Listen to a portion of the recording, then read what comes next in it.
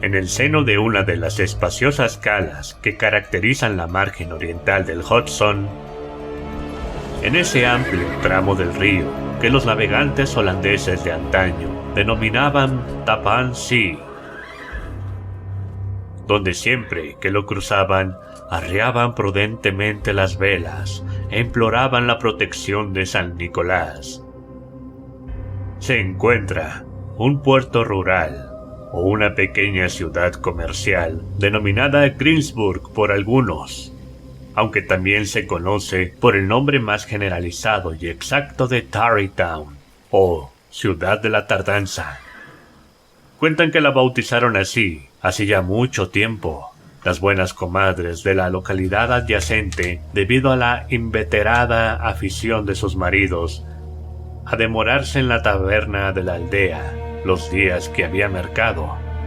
En todo caso, no pondría yo la mano en el fuego por la veracidad de esa anécdota. Más bien, me limito a llamar la atención sobre ella en aras de la precisión y la autenticidad.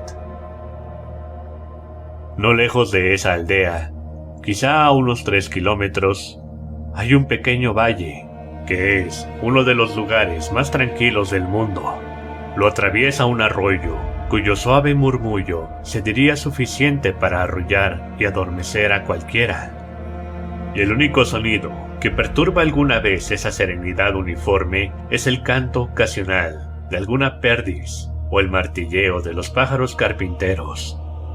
Recuerdo que, cuando todavía era un mocoso, realicé mi primera incursión en el arte de la caza de ardillas en un bosquecillo de altos nogales bajo cuya sombra se guarece una cara del valle. Me había adentrado ahí a mediodía, cuando toda la naturaleza se muestra especialmente tranquila, y me sobresaltó el rugido de mi propia escopeta al truncar el silencio sabático que me rodeaba, repetido y prolongado por ecos furiosos. Si alguna vez hubiera deseado conocer un rincón apartado en el que poder aislarme del mundo y sus distracciones, ¿dónde pasar soñando plácidamente el resto de una vida tumultuosa? No se me ocurriría ningún lugar más prometedor que aquel valle. Debido tanto a la lánguida naturaleza del lugar como al peculiar carácter de sus pobladores, descendientes de los primeros colonos holandeses, hace tiempo que este valle tan recogido recibió el nombre de Sleepy Hollow u Hondonada Somnolienta, y por chicos de la Hondonada Somnolienta es como se conoce a sus rústicos mozos en toda la comarca. Lo cierto es que sobre esos terrenos parece flotar un halo en verdad apacible y aletargado, una sensación que se respira en el aire. Hay quienes cuentan que el lugar fue embrujado por algún doctor alemán en los primeros días del asentamiento, otros que un antiguo jefe indio, el profeta o brujo de su tribu, celebraba allí sus powwows antes de que Mace Hendrick Hudson descubriera el lugar. Lo cierto es que este aún está sometido a algún tipo de influencia hechicera que gobierna la mente de sus buenas gentes, las cuales parece como si anduvieran sonámbulas. Creen en todo tipo de fabulaciones, son proclives a sufrir visiones y trances, ven con frecuencia cosas extrañas y oyen en la brisa música y voces extrañas. Toda la localidad es una cornucopia de fantasías tradicionales, lugares encantados y supersticiones crepusculares. Sobre ese valle se divisan más cometas y estrellas fugaces que en cualquier otra parte del país, y el demonio de la pesadilla, con su séquito de criaturas diabólicas, parece haberlo convertido en el escenario predilecto de sus cabriolas. Sin embargo, el espectro dominante que asuela esta región encantada y da la impresión de capitanear todas las huestes etéreas es la aparición de una figura sin cabeza, montada a caballo. Hay quienes aseguran que se trata del fantasma de un soldado hessiano, decapitado por un cañonazo en alguna batalla anónima durante la Guerra de la Independencia, al que los habitantes de la zona ven siempre de noche, cabalgando a galope tendido, como si lo transportase un vendaval. Sus apariciones no se limitan al valle, sino que en ocasiones se extienden a los aledaños de una iglesia vecina. Lo cierto es que algunos de los historiadores más rigurosos del lugar, tras recabar y cribar con meticuloso rigor todos los hechos dispersos relacionados con el espectro, sostienen que el cadáver de ese soldado debió de recibir sepultura en el camposanto de la parroquia, que el fantasma acude al galope al escenario de la batalla que todavía ruge en su mente, y que la velocidad cegadora a la que a veces surca la hondonada como un torbellino nocturno se debe a que el combate lo ha demorado en exceso y tiene prisa por regresar al cementerio antes de que amanezca. Tales son los mimbres fundamentales de esta superstición legendaria, la cual ha dado pie a más de una historia disparatada en esa región tan sombría, y alrededor de todas las fogatas el espectro se conoce por el nombre del jinete sin cabeza de Sleepy Hollow. Cabe señalar que las antedichas inclinaciones visionarias no se ciñen exclusivamente a los habitantes naturales del valle, sino que acostumbran a insinuarse en el subconsciente de todo aquel que reside allí un tiempo. Por despiertas que estuvieran antes de entrar en esa región somnolienta, es inevitable que todas las personas acaben aspirando la influencia sortílega que flota en el aire y comiencen a experimentar una imaginación desbocada, sueñen con los ojos abiertos y vean apariciones. Menciono este lugar tan idílico con toda la admiración posible, pues en esta clase de valles holandeses remotos, diseminados por los recovecos del gran estado de Nueva York, la población, los buenos modales y las costumbres se mantienen invariables, en tanto el caudaloso torrente de migración y desarrollo que tantos cambios incesantes provoca en otras partes de esta inquietante nación pasa de largo inadvertida. Son como esos pequeños remansos de ondas tranquilas que bordean las corrientes de aguas más bravas, donde podemos ver briznas de hierba y burbujas ancladas plácidamente en el sitio, o girando despacio alrededor de su remedo de puerto, sin perturbar por el furor de la corriente que sigue su curso.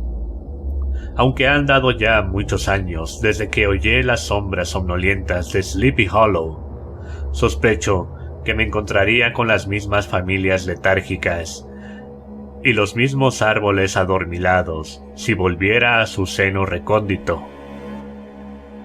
En este apartado rincón de la naturaleza vivía, en un periodo lejano de la historia de América, es decir, hace unos 30 años, un noble personaje que respondía al nombre de Ichabod Crane, el cual llegó, o más bien, por usar sus propias palabras, se demoró en Sleepy Hollow con la intención de educar a los niños de la comarca. Era originario de Connecticut, estado que abastece la Unión de Pioneros, no solo del bosque, sino también de la mente, y del que todos los años parten legiones de leñadores fronterizos y maestros rurales. El apellido de Crane, o Grulla, le sentaba como un guante. Era alto y extraordinariamente desgarbado, con los hombros enjutos, de brazos y piernas interminables, manos que oscilaban como péndulos a 1,5 kilómetros de sus mangas y unos pies que podrían usarse de palas. Todo ello ensamblado de la forma más deslavazada posible. Tenía la cabeza pequeña y achatada en lo alto, flanqueada por unas orejas enormes, los ojos grandes, vidriosos y verdes, y una nariz tan prominente que semejaba una veleta instalada sobre el eje de su cuello larguirucho para indicar en qué dirección soplaba el viento. Al verlo recorrer con sus arcos el perfil de algún monte en un día desapacible, cualquiera habría podido confundirlo con el jinete del hambre descendiendo sobre la tierra, o con un espantapájaros desterrado de su maizal.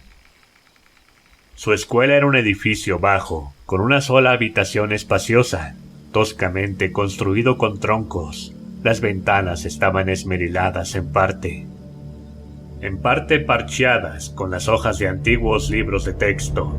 En horario no lectivo se aseguraba ingeniosamente por medio de una trenza de mimbre enroscada en la manilla de la puerta y estacas encajadas contra los postigos.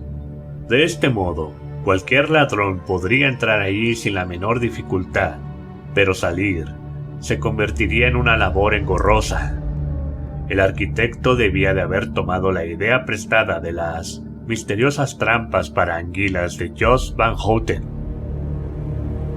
La escuela se ubicaba en un lugar solitario pero agradable, al pie de una colina arbolada, con un arroyo que discurría por los alrededores de un abedul formidable que crecía en uno de los extremos del cauce.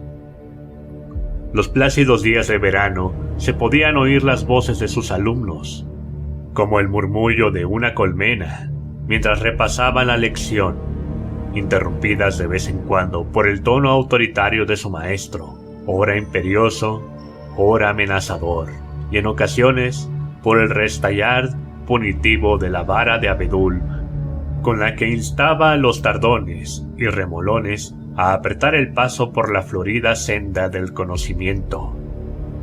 Aunque no era ningún desalmado, la verdad sea dicha, siempre tenía presente la máxima de oro de que quien bien te quiere te hará llorar.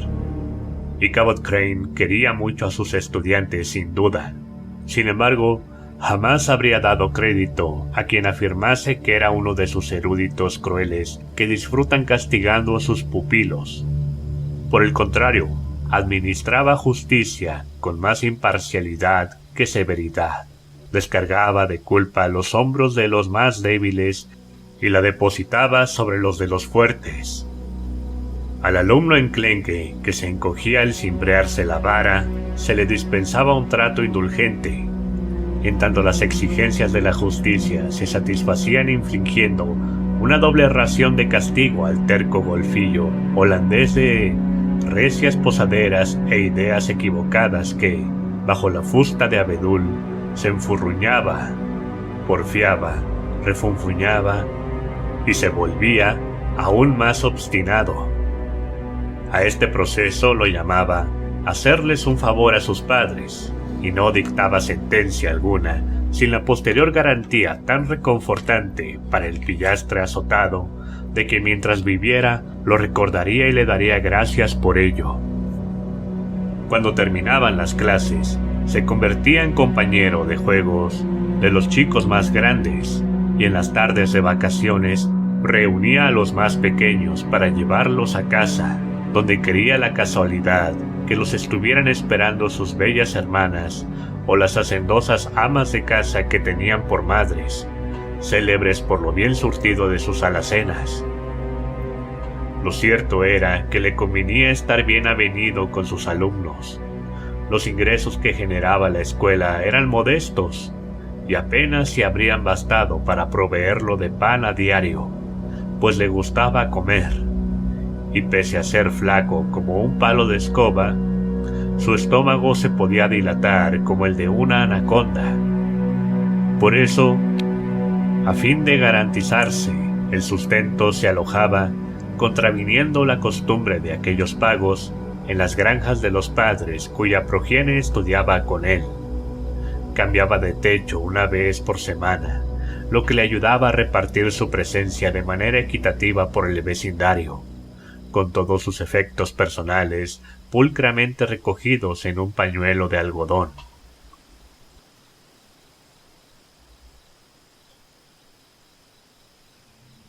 A fin de que su estancia no repercutiera de manera negativa en las arcas de sus rústicos anfitriones, para quienes el coste de la enseñanza representaba una carga onerosa, y los maestros de escuela encajaban en la categoría de zánganos, procuraba encontrar la manera de que su presencia resultara tan práctica como amena. Asistía, por lo tanto, a los agricultores en las facetas menos sacrificadas de su oficio, apilando heno, reparando vallas, abrevando a los caballos, recogiendo a las reses del pasto y cortando leña para las fogatas de invierno. Renunciaba, además, a la dignidad dominante y el poder absoluto que ejercía sobre su imperio particular, la escuela, y se trocaba en una persona prodigiosamente gentil y obsequiosa. Se ganaba la aprobación de las madres, haciéndoles carantoñas a los chiquillos, sobre todo a los más pequeños, y como el valiente león que de manera tan magnánima abrazó antaño al cordero, no era infrecuente que se sentara con algún niño en la rodilla y lo meciera moviendo el pie durante horas y horas. Se sumaba a su amplio abanico de vocaciones la dirección del coro de la comunidad, donde recaudaba muchos y muy brillantes chelines al instruir a los jóvenes en las artes de la salmodia. Los domingos era motivo de orgullo para él ocupar su puesto al frente de la galería de la iglesia, con una banda de voces de su elección para, en su opinión, arrebatarle los laureles al párroco. Lo cierto es que su voz resonaba muy por encima de las del resto de la congregación, y en las apacibles mañanas dominicales se escuchan aún trémolos peculiares que reverberan en dicho templo, en ocasiones hasta 800 metros de distancia. Incluso, al otro lado de la presa del molino, ecos nasales a los que se atribuye la categoría de legítimos descendientes en las narices de Ichabod Crane. De ese modo, mientras se las ingeniaba para ir trampeando, aunque fuese a trancas y barrancas, como se suele decir, el ilustre pedagogo salía adelante de manera relativamente airosa, y quienes no conocían lo fatigoso que es el trabajo intelectual consideraban que la vida le sonreía de oreja a oreja. El maestro suele ser una figura relevante en los círculos femeninos de cualquier entorno rural, pues se le atribuyen las virtudes propias de un caballero ocioso, dotado de unos gustos y logros inmensamente superiores a los de sus más vastos congéneres, por debajo tan solo, en verdad, del párroco de la localidad. Su aspecto, por lo tanto, es susceptible de proporcionar vivos revuelos en torno a la mesa del té en una granja, más el añadido de bandejas extra de pasteles o fiambres, cuando no, en ocasiones, del lucimiento de juegos de plata. Como es comprensible, nuestro hombre de letras gozaba del favor de todas las damiselas de la comarca. En el patio de la iglesia, entre servicio y servicio dominical, se rodeaba de ellas. Les regalaba uvas recogidas en las parras silvestres que trepaban por los árboles de la zona. Recitaba para su regocijo los epitafios de todas las lápidas, o paseaba, en compañía de un nutrido séquito, por las orillas de la presa del molino cercano, en tanto los mozos rurales, más timoratos, lo seguían de lejos y envidiaban su sin par elegancia y aplomo. Su existencia itinerante lo había convertido además en una especie de gaceta móvil que acercaba el cargamento de cotilleos de la zona a todas las casas, por lo que su llegada siempre era recibida con gran alborozo.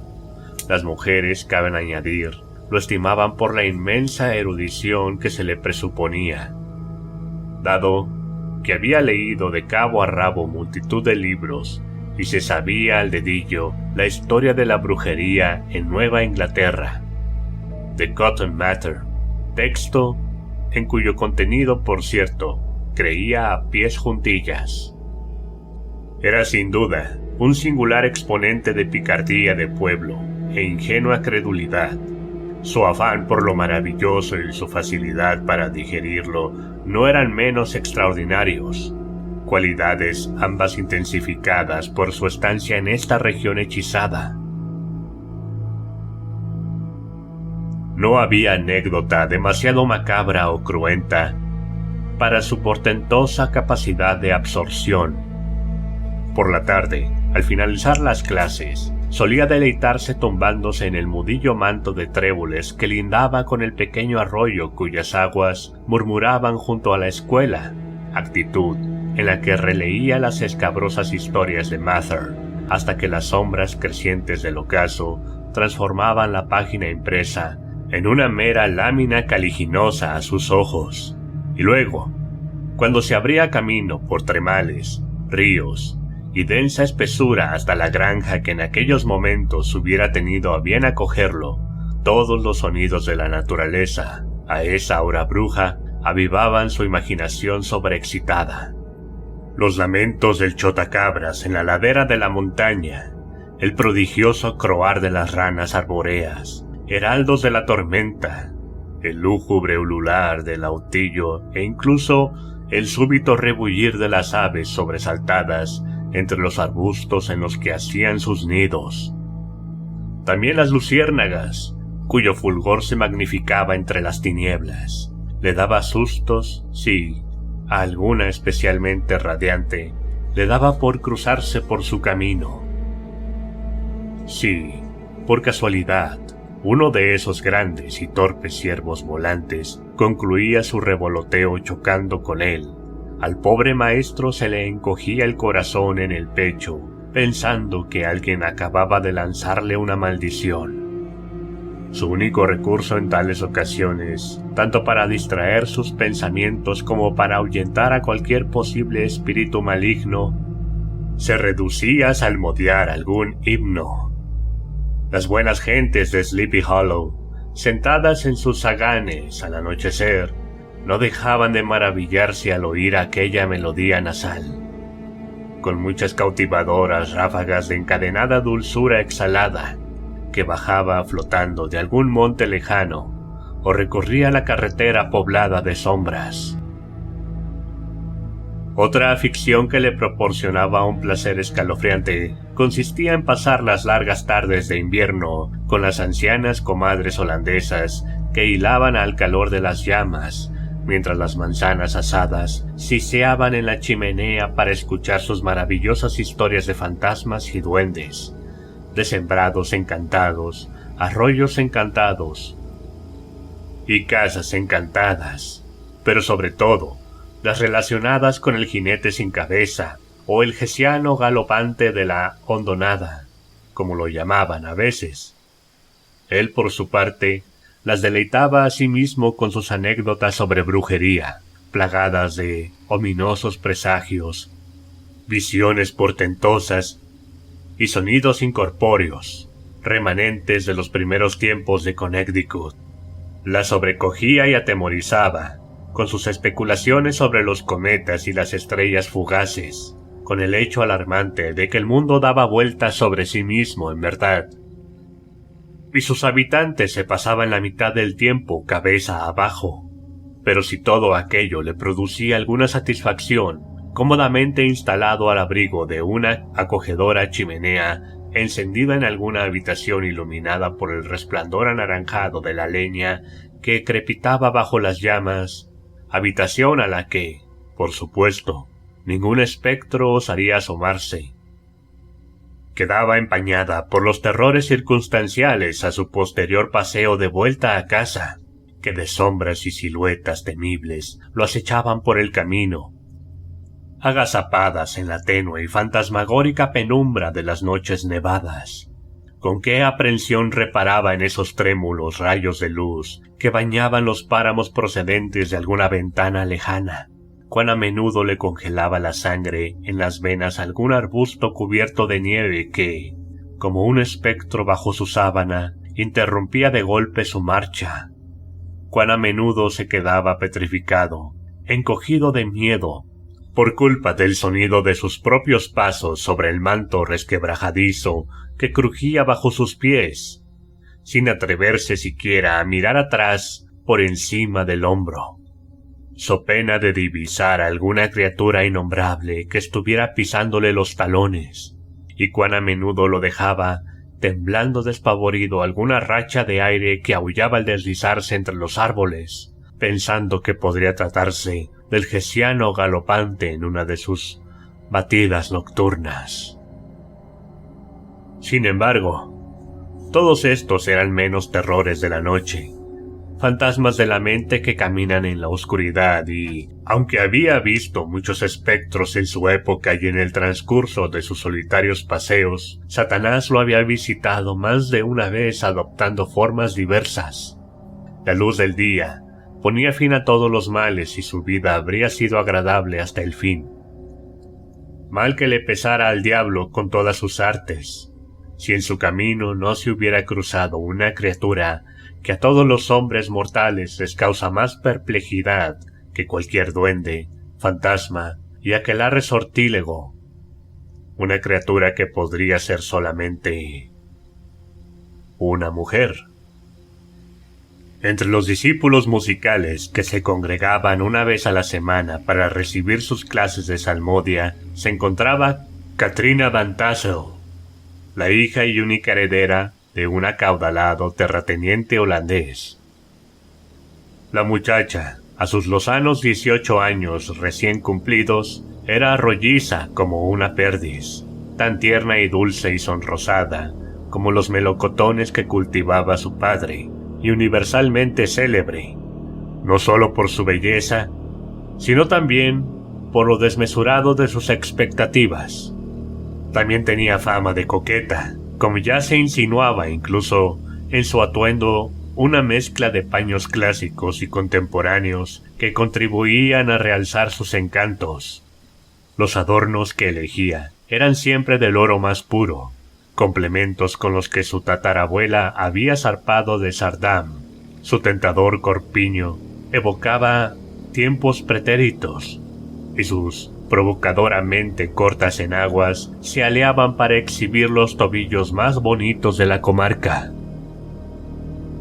Por lo que al sexo débil respectaba, el corazón de Ichabod Crane era un dechado de insensatez, por lo que no debe sorprender a nadie que tan apetitoso bocado no tardase en acaparar su atención, sobre todo después de haber visitado a la moza de su paterna mansión. El anciano Balthus Van Tassel era la viva imagen del acechando con inclinaciones liberales, tan próspero como ufano. Cierto es que rara vez miraba, ni pensaba más allá de los límites de sus tierras. Pero entre esos confines se mostraba complacido, dichoso y contento. Su riqueza lo satisfacía, aunque no se vanagloriaba de ella, y le prestaba más valor a la abundancia de afecto que al estilo con el que uno vivía. Su bastión estaba emplazado a orillas del Hudson, en uno de esos recodos tan fértiles y bien guarecidos en los que los campesinos holandeses gustan de hacer sus nidos. Un olmo inmenso proyectaba sus grandes ramas sobre la residencia, al pie de la cual borbotaba un manantial de límpidas y dulcísimas aguas en un pequeño pozo formado a partir de un tonel, aguas que discurrían rutilantes entre la niebla hasta un arroyo cercano, el cual murmuraba sorteando alisos y sauces enanos. Cerca de la granja se levantaba un generoso granero que podía haber servido de iglesia. En apariencia, repleto hasta la última ventana y resquicio con los tesoros de sus sembrados. En su interior, el mayal resonaba afanoso de sol a sol. Las golondrinas y los vencejos rozaban volando sus aleros, y en el tejado tomaban el sol hileras de palomas, algunas con un ojo vuelto hacia el cielo, como si no se fiaran del tiempo, algunas con la cabeza bajo el ala o enterrada en el pecho, en tanto otras ahuecaban las plumas, zuriaban y cortejaban a sus damiselas. Los lustrosos cochinos gruñían y se solozaban en el reposo y la abundancia de sus pocilgas, de los que de manera ocasional salían regimientos de lechones para ventear el aire. Un digno escuadrón de ocas blancas como la nieve nadaban en una charca vecina, con flotas enteras de patos siguiendo su estela. Regimientos de pavos desperdigados glugluteaban por la propiedad, enervando a las gallinas de Guinea, que, como gobernantas malhumoradas, mostraban su desaprobación con cacareos airados. Por delante de la puerta del granero se paseaba su macho encrestado y gallardo, modelo de buen marido, soldado y gentil caballero, entrechocando las alas bruñidas y cantando orgulloso con todo el ímpetu de su corazón, removiendo a veces la tierra con los espolones antes de alertar con una generosa llamada a su sempiternamente hambrienta familia de polluelos y esposas para que se deleitaran con el último bocado suculento que su señor gallo acababa de desenterrar. Al maestro se le hacía la boca agua ante semejante promesa de tan suntuosa y lujosa residencia invernal. En su insaciable imaginación, los lechoncillos se le aparecían correteando con una manzana en la boca y la barriga rellena de pudín. Los pichones se acostaban en cómodas camas de hojaldre, arropados con cubiertas crujientes. Las ocas nadaban en su propia salsa, en tanto los patos se emplataban formando apretadas parejas como recién casados mimosos, bañados en generosas cucharadas de cebolla caramelizada. Los cerdos adultos se le aparecían ya despiezados en lonchas de tierno tocino y jugosos jamones. Ni un solo pavo sobre el que posaba la mirada se libraba de aparecérsele con la molleja alineada ya bajo el ala, cuando no con ristras de sabrosas salchichas ciñéndole del cuello. Y hasta el último gallo yacía inerte de espaldas en una bandeja con los espolones en alto, como si estuviera implorando el cuartel que su espíritu, de natural belicoso, se había negado a pedir siempre en vida. Mientras un embelesado Ichabod soñaba con todo esto y dejaba que sus grandes ojos verdes merodearan con los fértiles pastos, los abundantes campos de trigo, centeno, alforfón y maíz de las Indias, amén de por los huertos colmados de frutos rubicundos que rodeaban la acogedora mansión de Van Tassel, su corazón suspiraba por la damisela que habría de heredar tales dominios y su imaginación expandía la idea, regodeándose en la facilidad con la que podrían trocarse en dinero en efectivo, dinero que se podría invertir a la postre en la adquisición de inmensas extensiones de tierra cultivable y palacios con tejados de madera en la espesura.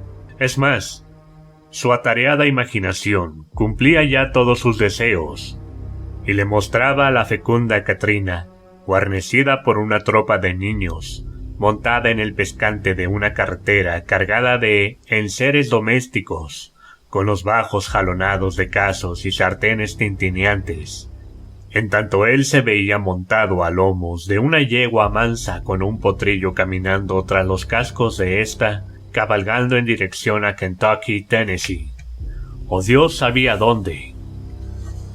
Le bastó con entrar en la casa para que se consumara la conquista de su corazón, pues se trataba de una de esas granjas tan espaciosas, de tejado alto pero aguas escarpadas, construidas según el estilo legado por los primeros colonos holandeses. Frente a la fachada, los prominentes aleros formaban una plaza diseñada para cerrarse si hacía mal tiempo. De estos socarrenes colgaban mayales, arneses, áperos varios de labranza y redes para pescar en el río que discurría cerca de ahí. A los lados se habían instalado unos bancos para su uso en verano. La enorme rueca que había a un lado y la mantequera que se veía al otro evidenciaban los múltiples usos a los que podría consagrarse ese porche fundamental. Y desde esa placita, el meditabundo Ichabod entró en el zagán, el cual se extendía hasta el centro de la mansión y era el lugar más frecuentado de toda la residencia. Una vez ahí, lo recibieron numerosas vajillas de peltre dispuestas en filas deslumbrantes en su aparador.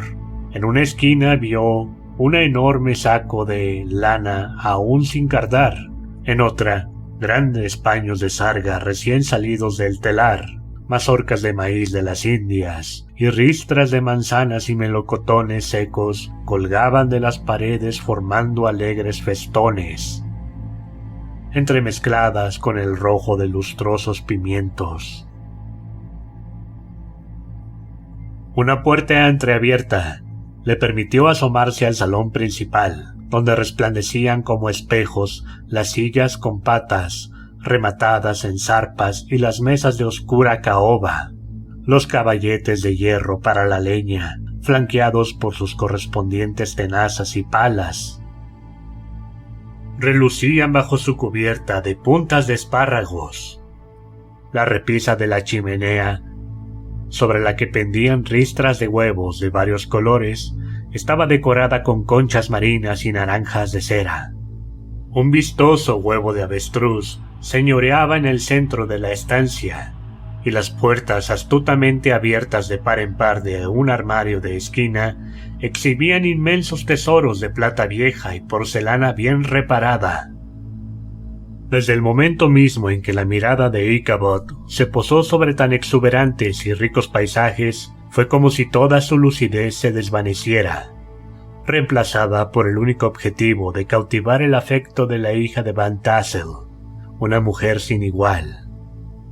En esta empresa, no obstante, habría de afrontar obstáculos mucho más tangibles que los que solían tener que sortear los caballeros andantes de antaño, quienes rara vez se enfrentaban a algo que no fuesen gigantes, hechiceros, dragones llameantes y otros adversarios igual de fáciles de conquistar antes de trasponer las temibles puertas de hierro y bronce y los inexpugnables muros del castillo en el que languidecía prisionera la amada de sus entretelas, todo lo cual lograban con la tranquilidad de quien se abre paso hasta el corazón de un bizcocho de Navidad antes de que la doncella en cuestión, como no podía ser de otro modo, les concediera su mano.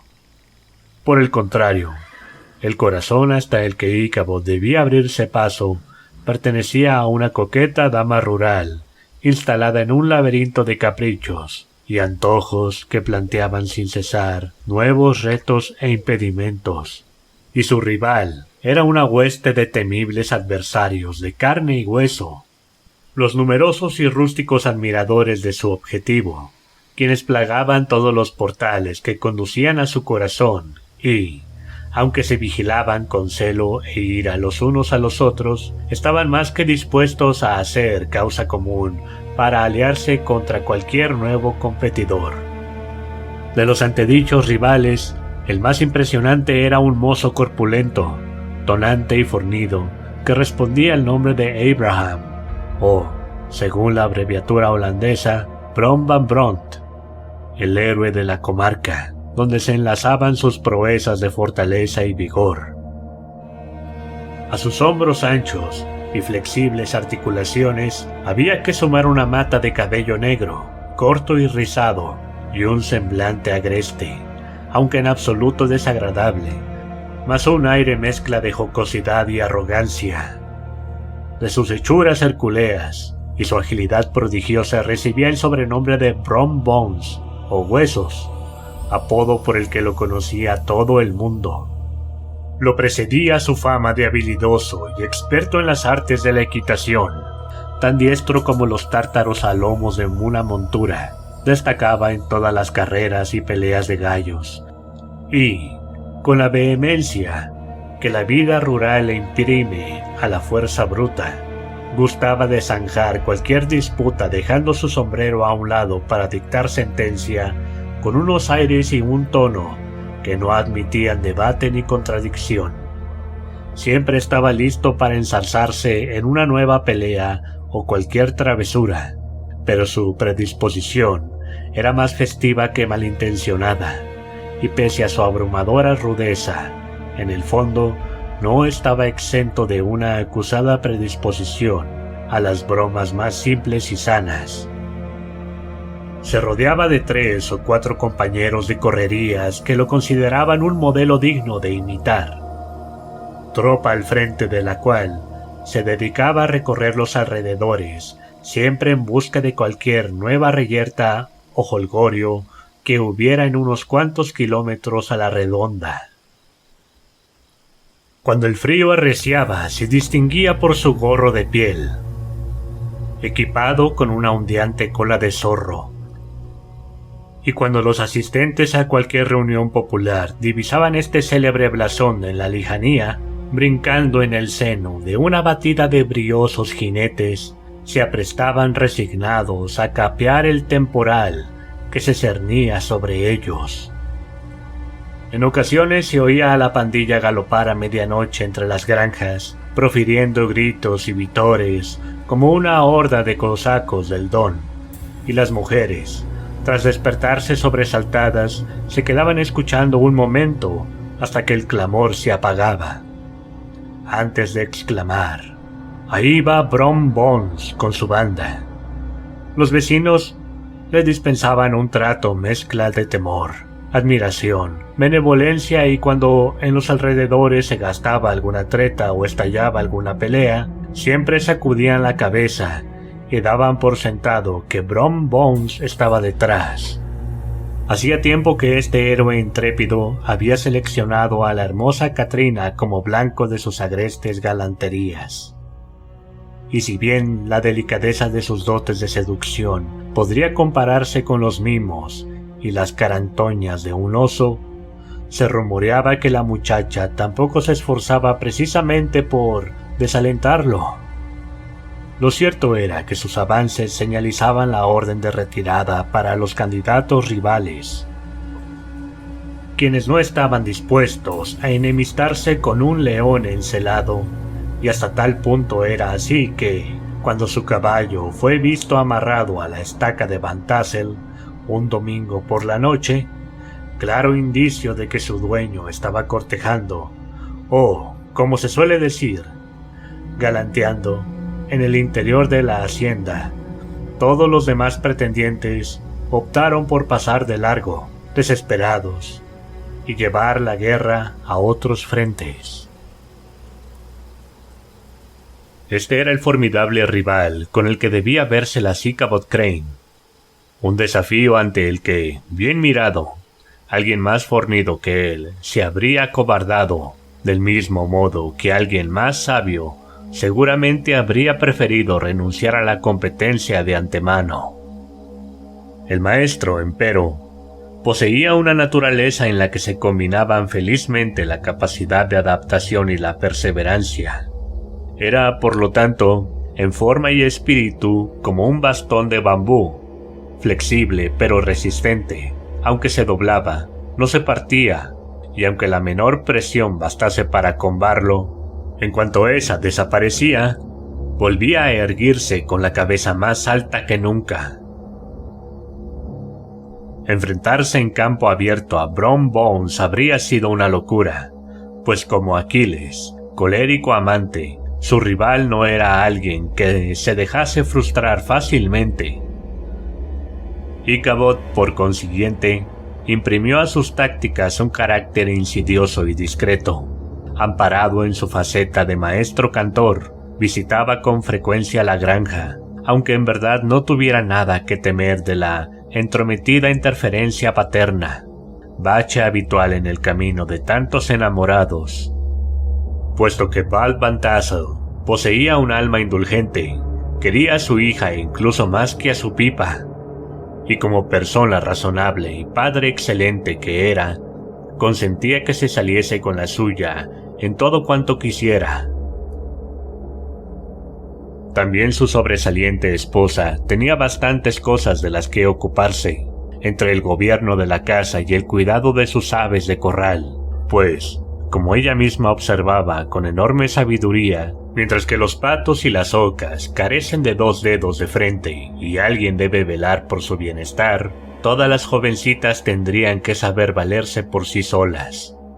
De este modo, mientras la atareada dama se ajetreaba en la casa o accionaba su rueca en un extremo de la placita, el honrado Bald se pasaba las tardes fumando una pipa tras otra, observando los esfuerzos del pequeño soldado de madera que, armado con un sable en cada mano, combatía valientemente al viento desde la veleta montada en la cúspide del granero.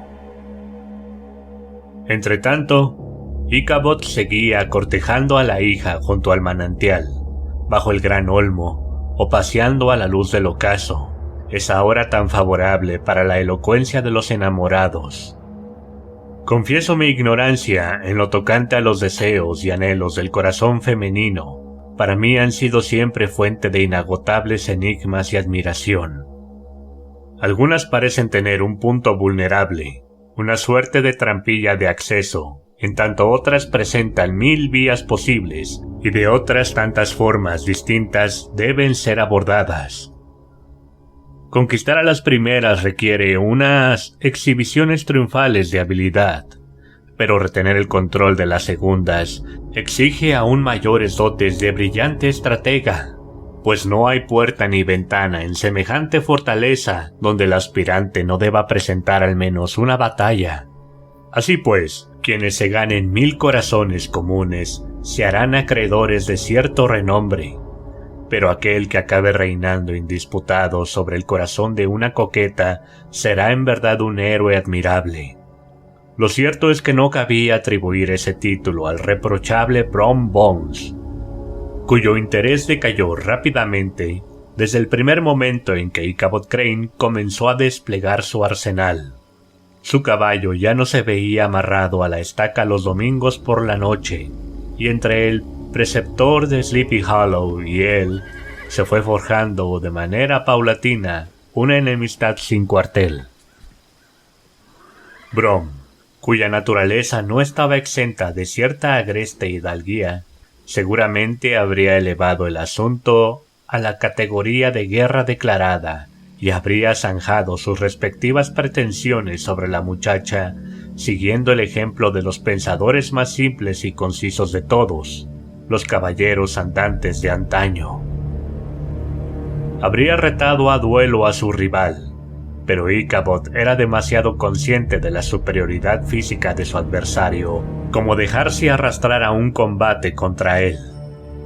En cierta ocasión, le había oído decir a Bones que pensaba plegar a ese maestrillo por la mitad como si de un libro se tratase y dejarlo así doblado en una de las estanterías de su propia escuela, y no estaba dispuesto a concederle la oportunidad de cumplir su amenaza.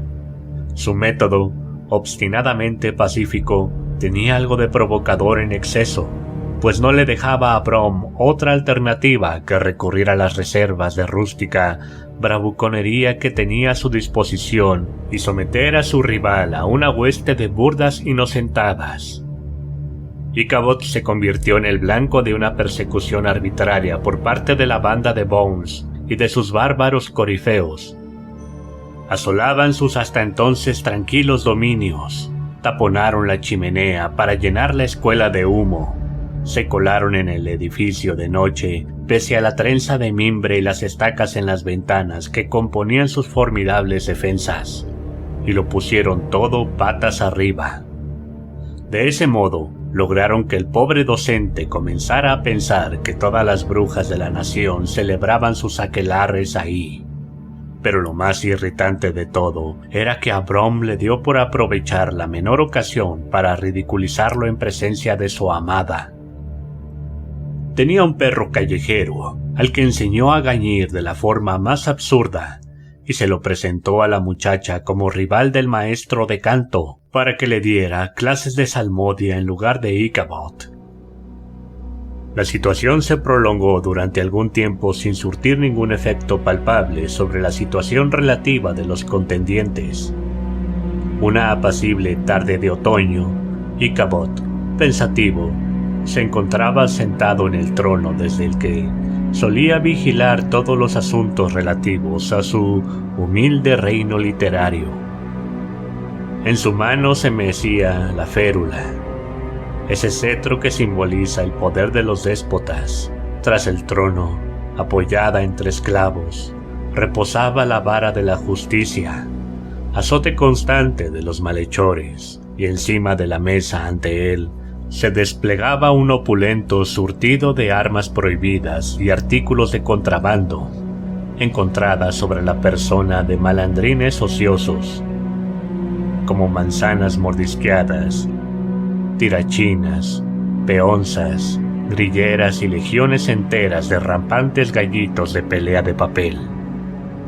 Al parecer, No hacía mucho debía de haberse aplicado algún castigo tan sobrecogedor como justo, sin duda, pues todos sus discípulos tenían la mirada disciplinadamente fija en los libros, eso cuando no conspiraban de manera disimulada, parapetados tras ellos, sin perder de vista al maestro.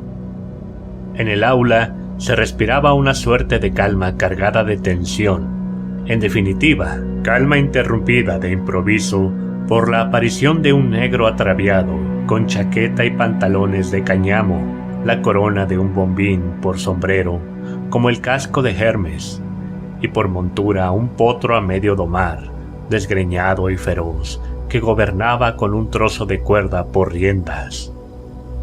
Se presentó alborotado en la puerta de la escuela, con un mensaje para Ichabod, el cual estaba invitado a asistir a la fiesta, celebración o encuentro social que tendría lugar esa noche en la residencia de Mynheer Van Tassel.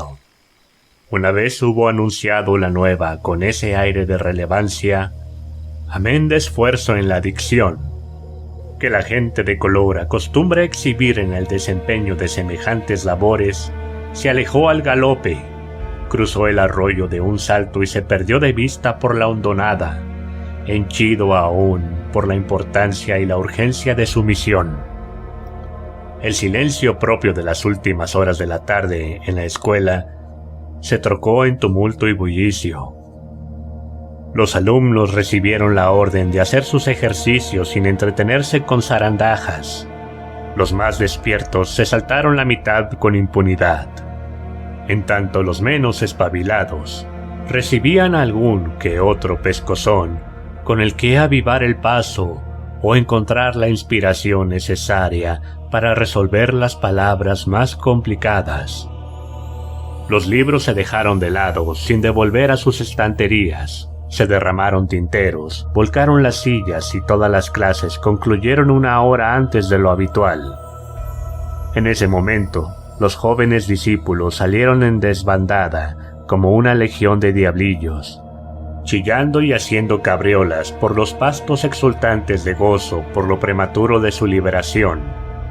Acto seguido, el gallardo Ichabod dedicó al menos media hora extra a sus abluciones, antes de cepillar y alisar el mejor, si no el único, de sus trajes apizarrados antes de alegrarse los rizos frente al trozo de espejo roto que colgaba en una de las paredes del aula, a fin de presentarse ante su amada con el estilo de un auténtico caballero.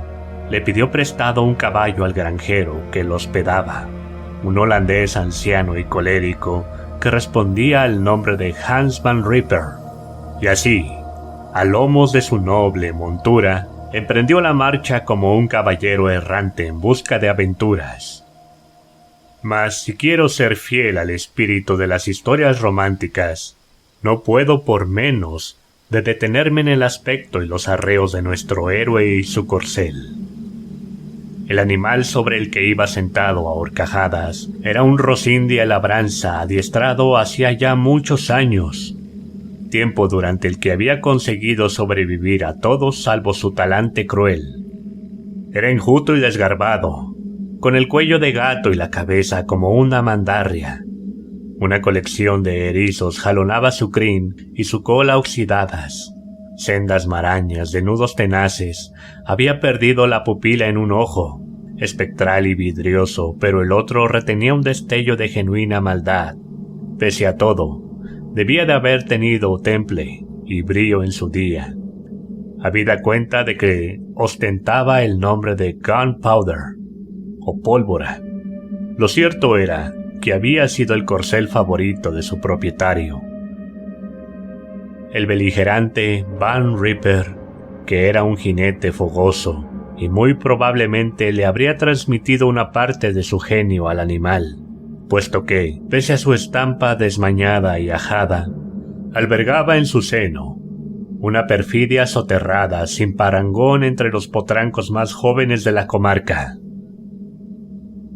La figura de Ichabod no desentonaba con la del caballo. Montaba con los estribos cortos, postura que le dejaba las rodillas prácticamente a la altura del puño de la silla, Sus codos afilados sobresalían como las articulaciones de un saltamontes. Portaba la fusta perpendicular en su mano, como si de un cetro se tratara, y con el compás de los pasos del noble bruto, el vaivén de sus brazos, apenas si se distinguía del batir de un par de alas.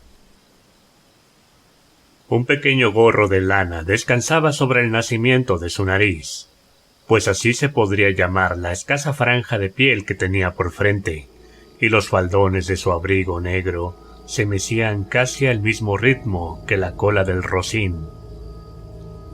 De esa guisa transcurrieron Ichabod y Pólvora las puertas de la propiedad de Van Ripper.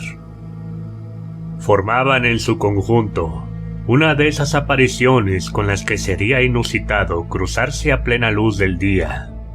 Como ya he mencionado, había sido una apacible tarde de otoño. El cielo se mostraba aún limpio y sereno, y la naturaleza se cubría con esa suntuosa librea dorada que tiende a asociarse con el concepto de la abundancia. Los bosques se habían vestido de sobrio marrón y amarillo, si bien las heladas pintaban algunos de los árboles de constitución más enclenque en brillantes tonos de naranja, escarlata y morado. En las alturas comenzaban a dejarse ver formaciones de patos salvajes. Las ardillas correteaban entre los macizos de abedules y nogales, y en el campo de rastrojos vecino se oía cuchichear pensativas a las perdices. Las avecillas más pequeñas, que terminaban de dar cuenta de sus banquetes de buenas noches, se dejaban llevar por el alboroto de los festejos y aleteaban, trinaban y revoloteaban de árbol en árbol y de arbusto en arbusto, caprichosas ante la abundancia y profusión que las rodeaba. Ahí estaba el franco zorzal, blanco predilecto del cazador incipiente, con sus notas quejumbrosas.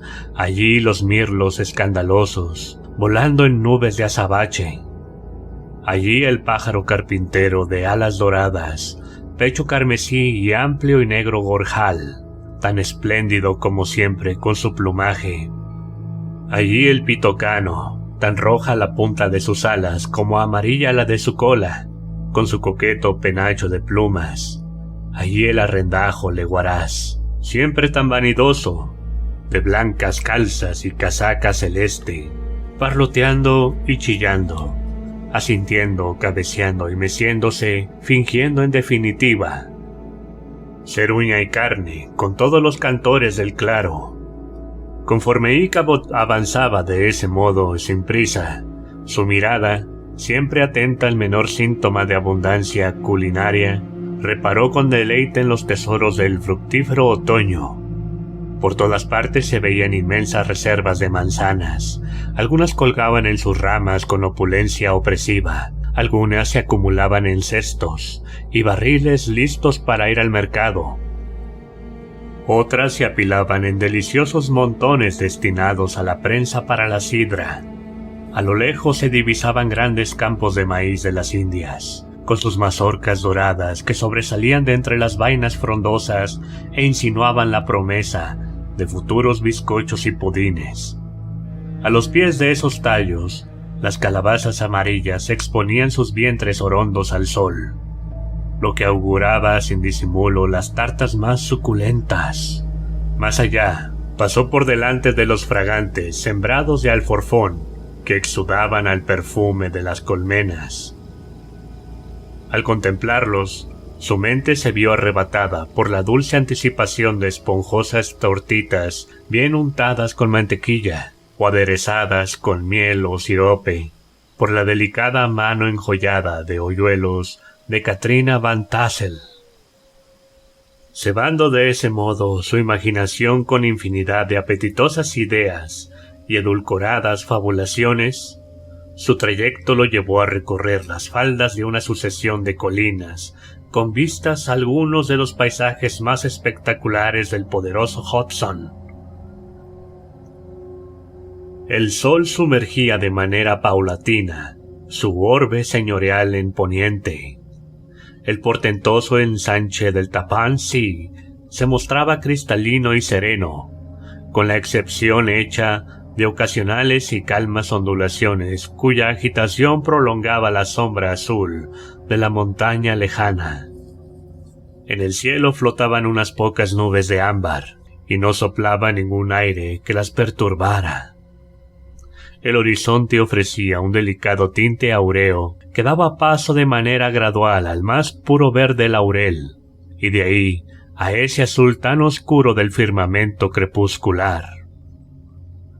Un haz cesagado se demoraba sobre las crestas arboladas de los precipicios que techaban algunos tramos del río, lo que imprimía aún más profundidad a los oscuros púrpuras y grises de sus fachadas rocosas. Un balandro languidecía a lo lejos, y se dejaba llevar por la parsimoniosa corriente, rendida de manera ociosa contra el palo su vela. Cuando el reflejo del cielo relucía en las aguas tranquilas, se diría que la embarcación navegaba suspendida en el aire. Anochecía cuando Ichabod llegó al castillo de Herr Van Tassel, quien lo recibió abarrotado con la flor innata de la comarca adyacente. Hacendados ancianos, una casta en declive de facciones curtidas, ataviados con abrigos y pantalones tejidos en casa, medias azules, zapatos enormes y magníficas hebillas de peltre. Sus vivaces, aunque apergaminadas señoras, tocadas con corros de pliegues apretados, trajes cortos de talle alto, corpiños de confección propia, elaborados con sus propias tijeras y alfileteros, con vistosos bolsillos de percal que colgaban por fuera.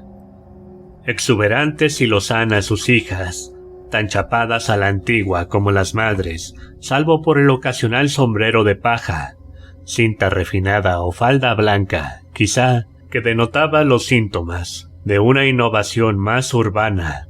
Y en cuanto a los hijos, con sus chaquetas cortas de vuelo cuadrado, tachonadas por hileras de estupendos botones de bronce, estos llevaban el pelo estilado, por lo general, en consonancia con los gustos de la época, sobre todo los que se podían permitir los ungüentos de piel de anguila que, por lo que se rumoreaba a lo largo y ancho de la nación, constituían un tónico capilar de cualidades reparadoras y reconstituyentes sin par.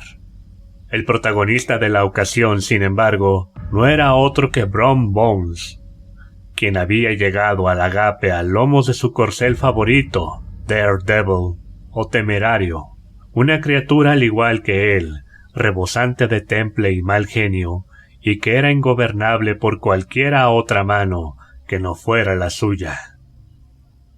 Tenía fama, en verdad, de sentir predilección por los animales más feroces, cuyo carácter avieso obligaba al jinete a estar siempre atento para no desnucarse, pues, en su opinión, los caballos dóciles y desfogados eran indignos del espíritu brioso de la juventud.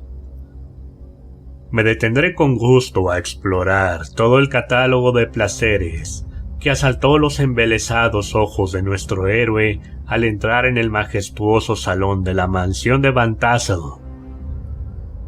No solo por la multitud de exuberantes doncellas, con su suntuoso despliegue de rojos y blancos, sino también por la irresistible seducción de una genuina mesa campestre holandesa en los propios tiempos de otoño, que de bandejas rebosantes de pasteles de innumerables y casi indescriptibles estilos, reservados tan solo para las expertas amas de casa holandesas. Allí estaban las roscas esponjosas, allí el tierno Holy Cake, allí el Gruyère, de migas crujientes, ahí dulces tartas y merengues de miel, jengibre y todo el panteón de sabores. Y ahí estaban también las tartas de manzana, de calabaza, de melocotón, acompañando a las tajadas de fiambre y ternera ahumada.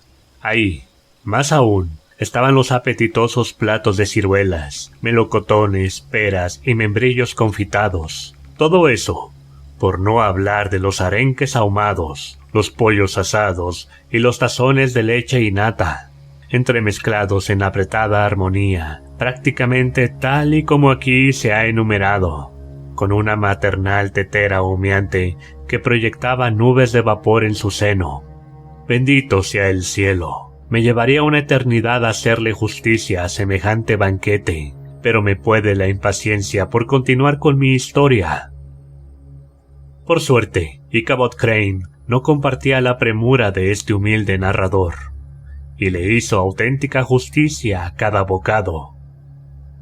Era una persona agradecida y afable, cuyo corazón se dilataba en la misma proporción que su estómago al llenarse de tiernos manjares. Comer le exaltaba el espíritu, como le ocurre con la bebida a otros hombres. Tampoco pudo evitar, con los grandes ojos verdes vagando a su alrededor mientras deglutía, que se le escapara una risita al imaginarse como dueño y señor, algún día, de una incomparable escena de lujo y esplendor como la que tenía ante sí. Con qué presteza, pensó, le daría la espalda a la vieja escuela, chasquearía los dedos delante de las narices de Hans Van Ripper y de cualquier otro acaudalado usurero, y echaría a patadas a todos los maestrillos itinerantes que llegasen de fuera dispuestos, en su osadía, a tratarlo como a un igual. El viejo Balthus Van Tassel se paseaba entre los invitados con la sonrisa ensanchada por la satisfacción y el buen humor, tan jovial y orondo como la luna llena. Sus atenciones hospitalarias eran escuetas pero expresivas, y se limitaban al apretón de una mano, a una palmada en el hombro, a una carcajada estentórea y a la acuciante invitación a «Servíos lo que queráis, por favor». Y entonces, unas notas melodiosas procedentes de la cámara común o salón señalaron el inicio del baile. El violinista era un anciano canoso y de color que durante más de medio siglo había acompañado a la orquesta itinerante de la comarca. Su instrumento, como él, se veía viejo y ajado. Durante la mayor parte del tiempo se dedicaba a rasguear 2 o 3 cuerdas. Acompañaba cada movimiento del arco con una inclinación de cabeza. Se agachaba hasta tocar casi el suelo y marcaba el compás con el pie cada vez que una nueva pareja salía a la pista. Ichabod se apreciaba de sus dotes para la danza casi tanto como de la potencia de sus cuerdas vocales. Ni un cabello ni una sola fibra de su ser permanecía en reposo. Al ver su descoyuntada figura en movimiento, haciendo cabriolas por toda la habitación, cabría pensar que el mismísimo San Vito, santo patrón de la danza, actuaba solo para sus ojos. Era el objeto de admiración de los negros de todas las edades y tamaños ahí presentes. Había acudido de la misma granja y de los alrededores, y formaban una pirámide de relucientes rostros en todas las puertas y ventanas. Asistían con deleite a la escena. Ponían los grandes ojos en blanco y exhibían sus amplias hileras de marfil segador en sus sonrisas de oreja a oreja. ¿Cómo era posible que aquel azote de puberes granujas se mostrara tan animado y vivaz? Porque la dama de sus sueños era su pareja de baile y reaccionaba con educadas sonrisas a todos sus fervientes desvelos, en tanto Brom Bones, amargamente tránsido de amor y de celos, debía conformarse con sentarse enfurruñado en una esquina apartada. Cuando el baile hubo acabado, Ichabod fue captado por un corrillo de gentes más veteranas, quienes con el viejo Van Tassel habían salido a fumar a un rincón de la plaza, donde ahora cotillaban acerca de los tiempos pasados y desgranaban historias interminables sobre la guerra. Esta localidad, en los tiempos a los que me refiero, era uno de esos lugares privilegiados donde abundan las crónicas de grandes figuras. Las columnas británicas y americanas habían desfilado por igual cerca de ahí durante el conflicto, lo que explicaba que hubiera acogido múltiples oleadas de refugiados y de vaqueros, y servido de escenario para infinidad de incursiones y toda suerte de rivalidad fronteriza. Ya había transcurrido el tiempo necesario para que cada nuevo narrador engalanara sus anécdotas con unas gotas de seductora ficción y, merced a la caprichosa imparcialidad de la propia memoria, se convirtiera en el héroe de toda epopeya. Allí estaba la historia de Dolphy Martling, un corpulento holandés de barbas azules que habría hundido una fragata británica con sus propias manos y la ayuda de un viejo cañón de hierro de 9 libras instalado en un parapeto de barro. De no sé por qué, la batería reventó antes de que le atronara la 6ª descarga. Y allí estaba también la historia de un caballero que habrá de permanecer en el anonimato, dado que era un Mynheer demasiado importante como para dar su nombre auténtico a la ligera, el cual había frenado una bala de mosquete con el espadín, tan afilado que oyó como el proyectil silbaba al deslizarse sobre la hoja por ambos lados y se partía por la mitad antes de rebotar en la empuñadura. Tan digno narrador subrayaba la teórica veracidad de su ditirambo particular enseñándole la espada en cuestión, cuya guarda aún se veía un poco torcida. Muchos de aquellos hombres habían demostrado un valor similar en el frente, y hasta el último de ellos albergaba el más íntimo convencimiento de que había sido su intervención personal, y no otra causa, la única responsable del final feliz de aquella contenida. Mas todas estas anécdotas palidecían ante los cuentos de fantasmas y de apariciones que la siguieron.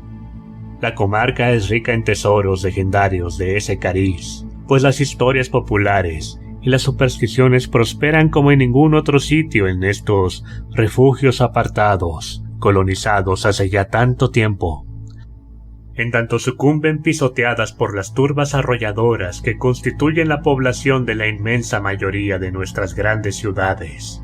Además, en estas a los espectros les cuesta encontrar la motivación necesaria para manifestarse, ya que apenas si les ha dado tiempo a terminar el primer sueño y darse la vuelta en su tumba cuando sus amigos supervivientes ya han emigrado del barrio, por lo que, cuando salen para hacer sus rondas nocturnas, carecen de familiares y de conocidos ante los que aparecerse. Quizás sea este el motivo de que tan rara vez oigamos hablar de fantasmas, si no es en el seno de nuestras bien asentadas comunidades holandesas. No obstante, la causa inmediata de la prevalencia de historias sobrenaturales en estos pagos se debe sin la menor duda a la influencia de la hondonada de Sleepy Hollow. Flotaba en el aire un contagio que emanaba de esa región embrujada y generaba un ambiente propicio para las fantasías y ensoñaciones que infectaban toda la tierra. Algunos habitantes de Sleepy Hollow estaban presentes en la mansión de Van Tassel y, como era habitual, se recreaban en sus descabelladas y prodigiosas leyendas. Se contaron innumerables relatos sobre cortejos fúnebres, sobre luctuosos gritos y aullidos que se escuchaban en torno al gran árbol que se alzaba en los alrededores, en cuyas ramas había terminado sus días el desventurado comandante André. También hizo alguna mención a una mujer vestida de blanco que moraba en el lúgubre valle del Raven Rock, cuyos gritos era frecuente oír en las noches de invierno antes de que se desatara una tormenta, y había fallecido ahí mismo, sepultada bajo la nieve.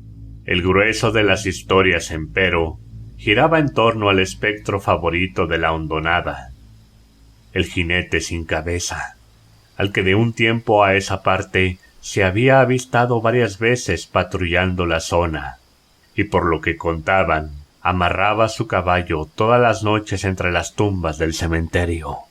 Se diría que las almas en pena sentían una predilección especial por la recogida a la ubicación de esta iglesia que se alza en un cerro rodeado de acacias blancas y olmos altivos desde el que sus vistosos muros encalados proyectan un tímido resplandor, como si la pureza cristiana se abriera paso entre las sombras de su retiro.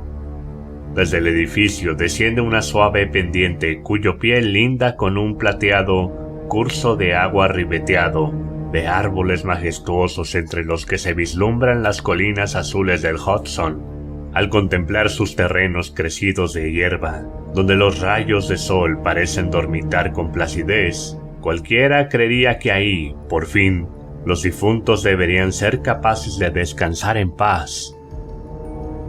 A un lado de la iglesia se abre un amplio valle frondoso por cuyas quebradas discurre un riachuelo entre rocas y troncos de árboles caídos.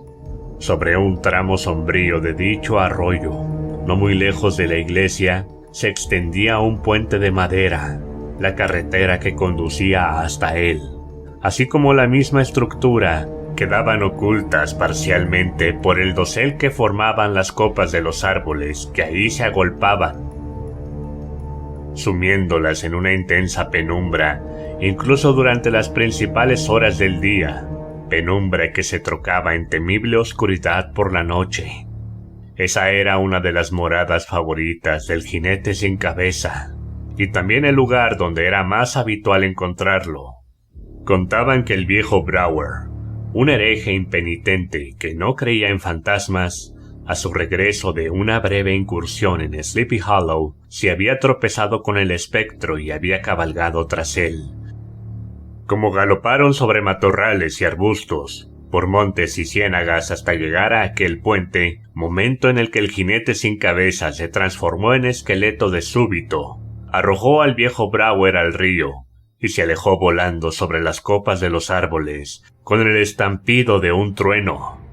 Esta historia fue igualada de inmediato por la doblemente prodigiosa aventura de Brom Bones, quien se burló del gesiano galopante, poniendo en tela de juicio sus dotes de ecuestres, pues afirmaba que, una noche que regresaba de la localidad vecina de Sing, el fantasmagórico soldado lo había adelantado y él se ofreció a invitarlo a un trago de ponche si lo vencía en una carrera. Sin embargo, Bones habría ganado esa carrera, pues Temerario demostró ser mucho más veloz que la montura del espectro. Pero, cuando ya estaban llegando al puente de la iglesia, el gesiano dio media vuelta y se desvaneció envuelto en un fogonazo. Todas estas anécdotas, narradas en ese tono pausado con el que los hombres hablan en la oscuridad, con el rostro de los oyentes iluminado por el resplandor ocasional de sus pipas, calaron muy hondo en la mente de Ichabod, que reaccionó a ellas, citando extensos párrafos de su autor de preferencia, Cotton Mather, y enumerando los múltiples sucesos inexplicables que habían tenido lugar en Connecticut, su estado natal, amén de las sobrecogedoras experiencias que él mismo había vivido en el transcurso de sus caminatas nocturnas por Sleepy Hollow. De manera paulatina, la fiesta iba tocando a su fin.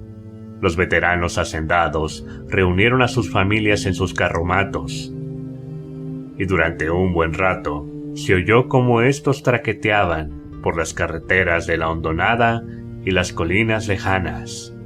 Algunas de las damiselas montaban en sillines abrazadas a la espalda de sus pretendientes favoritos, y su risa cantarina, entremezclada con el martilleo de los cascos, resonaba en los bosques silentes, despertando ecos cada vez más tenues hasta terminar apagándose por completo, dejando desierto y en calma el intempestivo escenario de aquella bulliciosa y alegre celebración.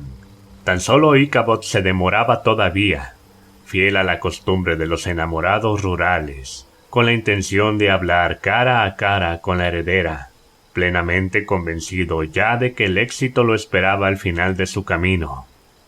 Omitiré lo que se dijeron en el transcurso de esa conversación, pues lo cierto es que lo ignoro. Me temo, sin embargo, que algo debió de torcerse, pues el maestro partió no mucho después envuelto en un aura de abatimiento y desolación. Mujeres.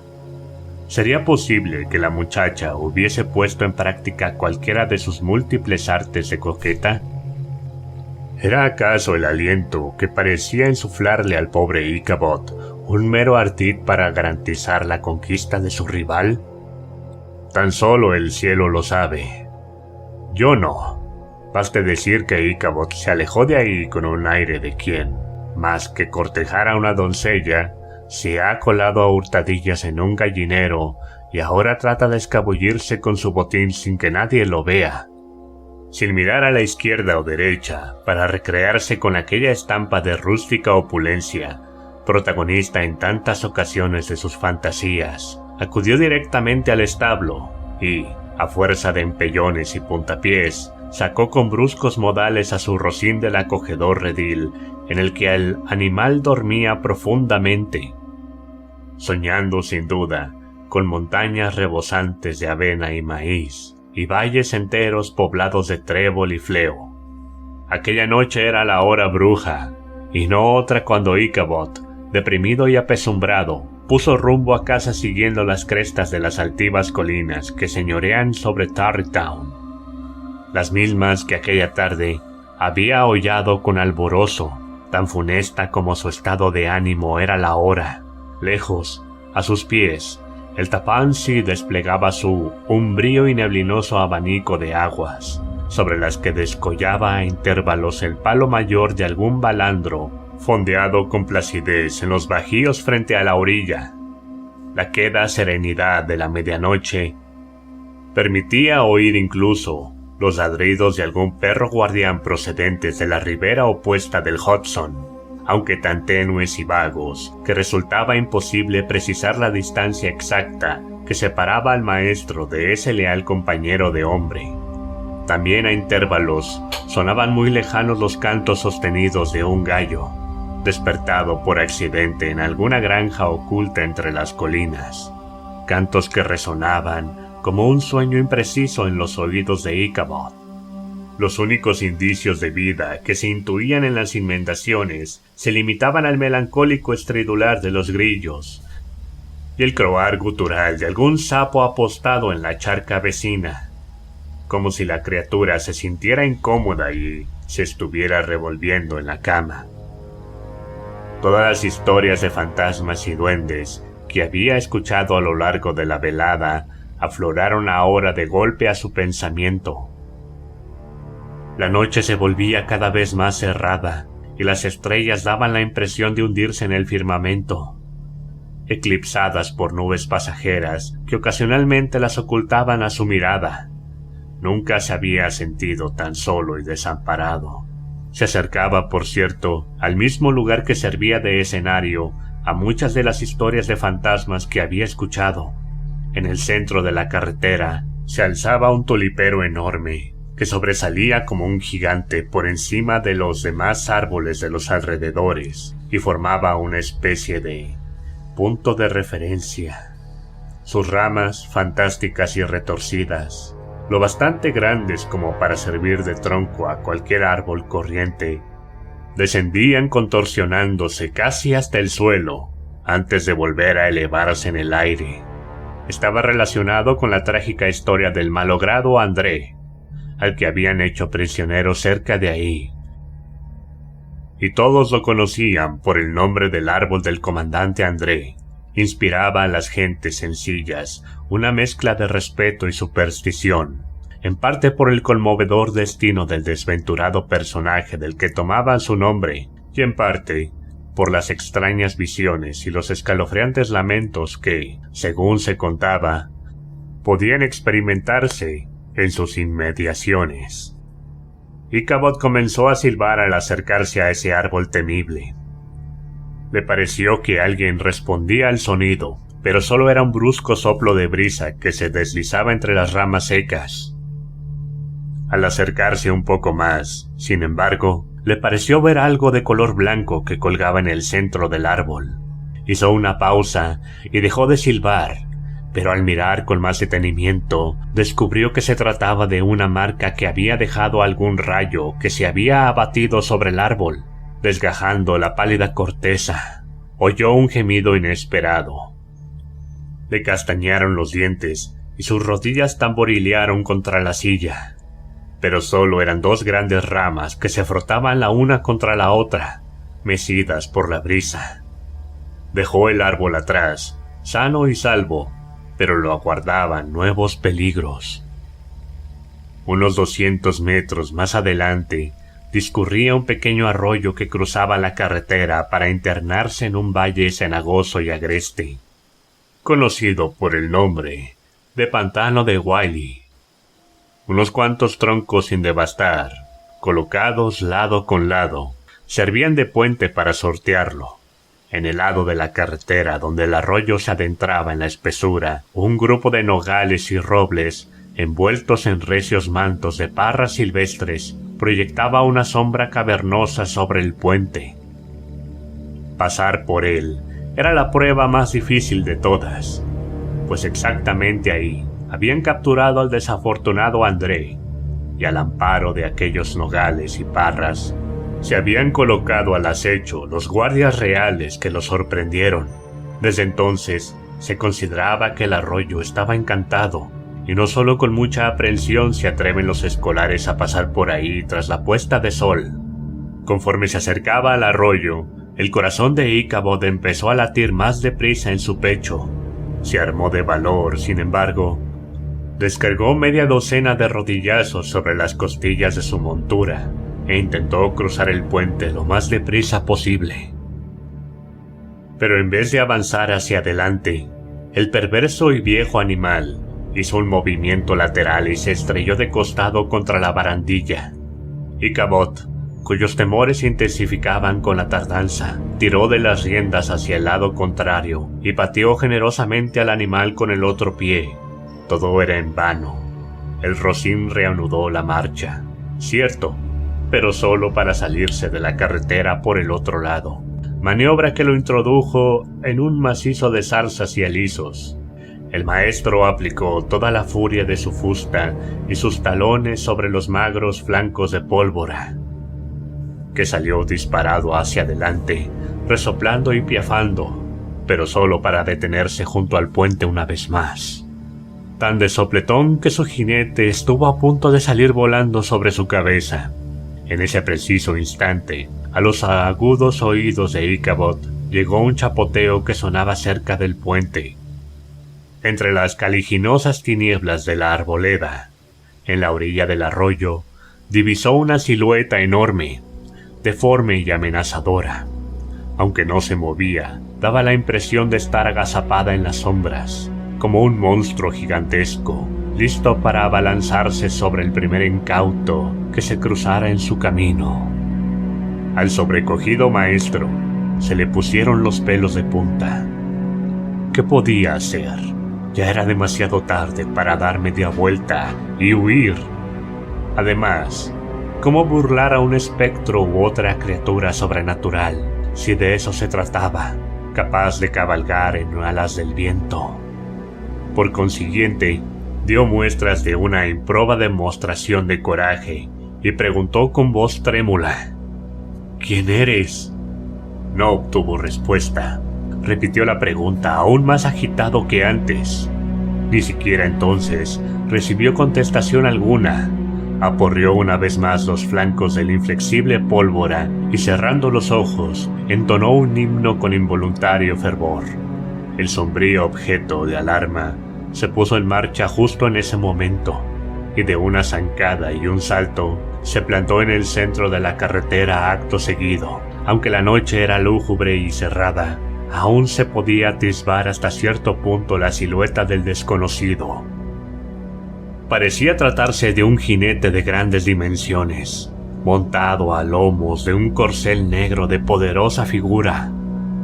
Se mantuvo altivo a un lado de la carretera, sin importunar ni saludar con palabra alguna, trotando un poco por detrás de Pólvora, que ya se había repuesto del susto y se mostraba más dócil.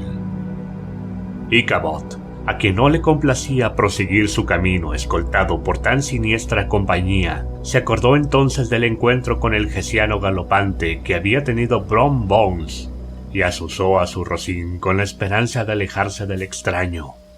Este, sin embargo, se limitó a igualar su paso. Ichabod aminoró la marcha casi hasta detenerse del todo con la intención de quedarse rezagado, pero el otro hizo lo mismo. Notó una opresión en el pecho. Decidió retomar las entonaciones del himno, aunque, con la lengua seca pegada al paladar, fue incapaz de formular ni una octava. Había algo de misterioso y sobrecogedor en el silencio taciturno y obstinado de su pertinaz acompañante. El enigma, empero, no tardó en resolverse. Al remontar una elevación del terreno, la figura de su escolta se recortó contra el cielo, gigantesca en su altura y embosada en su capa, y un Ichabod horrorizado comprobó que al desconocido le faltaba la cabeza. El pavor que lo atenazaba aumentó al reparar en que la cabeza que debería haber estado sobre sus hombros viajaba delante de él, apoyada en el puño de la silla. El terror dio paso a la angustia. Ichabod descargó una tormenta de patadas y golpes sobre Pólvora, esperando que lo inesperado de la maniobra le permitiera burlar a su acompañante. Pero el espectro partió sin demora al galope tras él. Así devoraban la distancia, con las piedras del camino volando en todas direcciones, mientras ambos jinetes levantaban chispas a su alrededor. El atuendo de Ichabod ondeaba y restallaba tras él, quien, con las prisas por escapar, había extendido el cuerpo largo y desgarbado sobre la cabeza de su caballo. Habían llegado ya al desvío de Sleepy Hollow, pero Pólvora, que parecía poseído por un demonio, en lugar de seguir la carretera, giró en la dirección opuesta y se lanzó desbocado por la ladera que descendía a su izquierda. Esta carretera pasa por una hondonada arenosa jalonada de árboles, que se extiende durante unos 400 metros hasta llegar al puente protagonista de tantas historias de duendes, y justo al otro lado se yergue el cerro frondoso que sirve de base a la iglesia encalada. Por el momento, el pánico del Rocín le había proporcionado una ventaja aparente a su poco habilidoso jinete, pero aún no habían terminado de cruzar la hondonada cuando las cinchas se soltaron e Ichabod notó que la silla se escurría debajo de él. La agarró por el puño e intentó mantenerla firme, pero todo fue en vano. Apenas si le había dado tiempo a salvarse abrazándose al cuello del viejo Pólvora cuando la silla se desplomó en la tierra y oyó cómo la pisoteaban los cascos de su perseguidor. Por un instante se le pasó por la cabeza la ira de Hans Van Ripper, pues era su silla de los domingos, pero ese no era el momento de detenerse en miedos insignificantes. La aparición le pisaba los talones, y a él bastante trabajo le costaba ya sostenerse en la grupa, pues se deslizaba ahora hacia un lado, ora hacia el otro, cuando no daba respingo sobre las escarpadas crestas de la cordillera que formaba el espinazo de su rocín contra una violencia que le hacía temer que acabara hendido por la mitad. Un hueco entre los árboles lo animó con la esperanza de que el puente de la iglesia ya no estuviera muy lejos. El reflejo ondulante de una estrella plateada en el seno del arroyo le indicó que no se equivocaba. Vio los muros de la iglesia a lo lejos. Relucían pálidamente. Recordó el lugar donde el fantasmagórico competidor de Brom Bones se había esfumado. Si consigo llegar a ese puente, pensó Ichabod, estaré a salvo. En ese momento, oyó que el corcel negro resollaba y resoplaba muy cerca. A su espalda le pareció incluso notar su aliento caliente.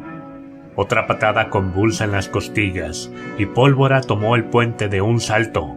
Las tablas resonaron bajo sus cascos y cruzó al otro lado. Solo entonces se atrevió Ichabod a girarse para ver si su perseguidor se había esfumado. Como mandaban los canones, en una nube de fuego y azufre. En cambio, vio al espectro alzarse sobre los estribos, como si se estuviera preparando para lanzarle la cabeza. Ichabod intentó componérselas para esquivar el macabro misil, pero demasiado tarde. Impactó en su cráneo con un fuerte estampido y lo arrojó de bruces al polvo. En tanto Pólvora, el corcel negro y el jinete fantasma pasaban silbando por su lado como un torbellino. A la mañana siguiente, encontraron al viejo caballo desencillado y con la brida a los pies, tascando la hierba junto al portón de su amo con gesto sombrío. Ichabod no acudió a desayunar. Llegó la hora de la cena, pero no Ichabod. Los chiquillos se congregaban en la escuela y deambulaban ociosos por las orillas del arroyo sin que su maestro diera señales de vida. Hans Van Ripper comenzó a temer por la suerte que pudiera haber corrido el bueno de Ichabod, además de su silla. Se organizó una batida de búsqueda, y tras efectuar diligentes pesquisas, se encontraron sus huellas. En una orilla de la carretera que conducía a la iglesia, apareció la silla pisoteada en el polvo. Las marcas de los cascos de los caballos dibujaban hondas muescas en el camino, señal de que alguien había pasado por ahí a velocidades de vértigo, y llegaban hasta el puente, al otro lado del cual, en la margen de un tramo donde se ensanchaba el riachuelo, las aguas discurrían profundas y negras. Ahí se dio con el sombrero del infortunado Ichabod, muy cerca de los restos de una calabaza reventada. Aunque se inspeccionó el arroyo, nadie pudo descubrir el cuerpo del maestro de escuela.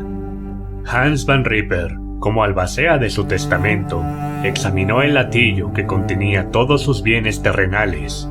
Estos consistían en 2 camisas y media, 2 pañuelos para el cuello, un par de calcetines con muchos zurcidos, unos viejos calzones de pana, una navaja oxidada, un libro de himnos religiosos, erizado de puntos de lectura y un diapasón estropeado. En cuanto a los libros y el mobiliario de la escuela, pertenecían a la comunidad, a excepción hecha de la historia de la brujería de Cotton Mather, un almanaque de Nueva Inglaterra y un tratado sobre los sueños y la adivinación del futuro.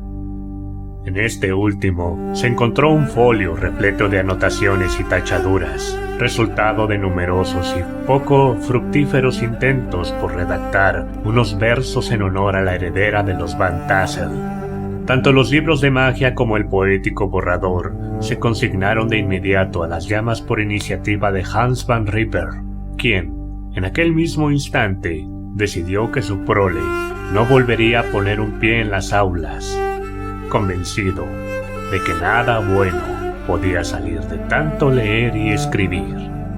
Si el maestro poseía algunos ahorros, y lo cierto es que había recibido su asignación apenas un par de días antes, debía llevar el dinero encima en el momento de su desaparición. El misterioso suceso suscitó muchas especulaciones en la iglesia el domingo siguiente.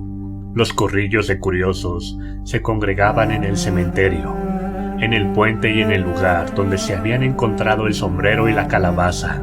Se evocaron las historias de Brouwer, de Bones y de varias personalidades más, y cuando todas se analizaban con detenimiento y se comparaban con los síntomas del caso presente, la gente sacudía la cabeza y llegaba a la conclusión de que el gesiano galopante se había llevado a Ichabod.